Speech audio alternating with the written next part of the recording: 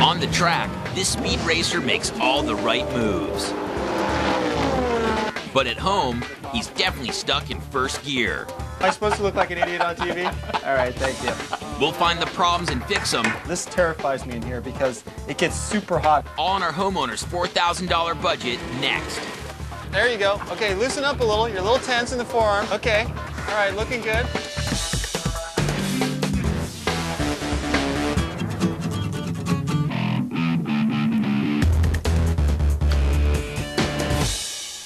Our homeowner is a world-famous race car driver, but when it comes to home maintenance, you probably won't get the checkered flag.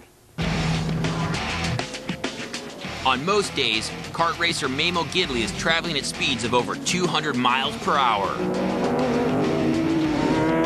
When he's not on the road winning titles, his main pit stop is this quiet suburban rancher. It's got the small town feel. It's real accessible to a lot of places. Mamo's no stranger to rough conditions. You know, I was raised on boats, and we used to have to work on the boats all the time, painting, varnishing. And he's discovering that living on land can be just as challenging.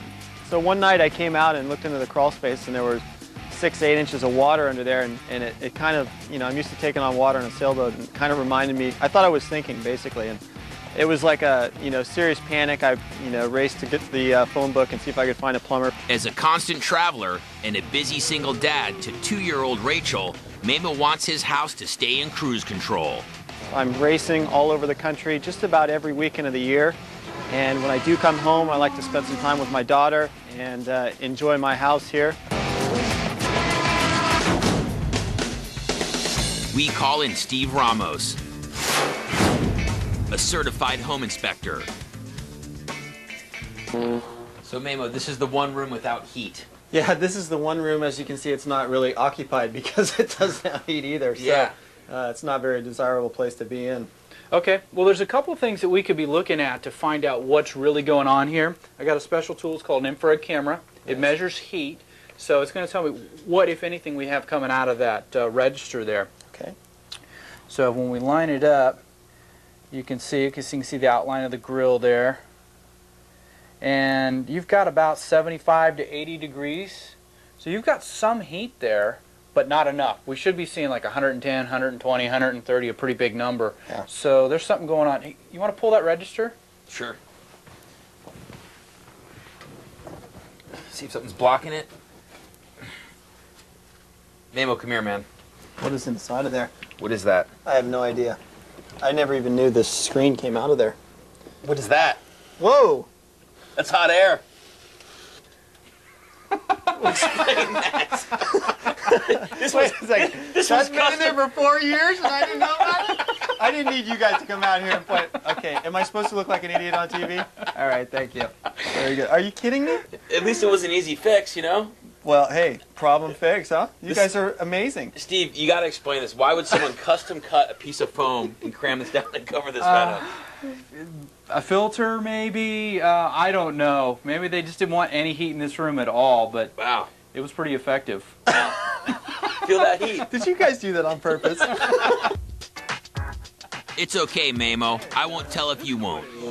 So, Mamo, other than foam, do you have any other heating issues? I've got some crazy stuff going on, but actually I do. This switch right here, and it seems funny because this is like such a small switch, but this terrifies me in here because it gets super hot, especially when I've got it wide open, you know, Yeah, full throttle right. there. Yeah, you're giving your competition some things to get in your head. They're going to start laying light switches around your race car on race day. This is what scares me. Right. Yeah, heat anywhere around electrical, that's always a problem. You know, let's look at it in infrared to see what we get. You know, 80, 90 degrees, not a problem, pretty normal. Anything up over 100, you start getting concerned. 130. Pushing 140, now you're really worried. Who needs a stove, right? Dude, this is a hot plate. At full load, dimmers can get very hot. Make sure to use a dimmer that can handle the capacity of the number and wattage of lights. Also, a metal box and switch plate can help reduce the surface temperature. My guess is you have a faulty dimmer, you have too many lights on this particular dimmer switch, overloading it, because it does have a rating as well. When it takes too much, it's just going to heat up. It's going to be a problem. Okay. So this is definitely a fire hazard. It very well could be, yeah. This is something that needs immediate attention. Yeah, okay. Not just the normal, I leave it on for 5 minutes and make sure I shut it off for 20. No. Okay. Let it cool down. Yeah, exactly. It's like a cool down lap. Mamo will swap out the faulty dimmer switch with the new one.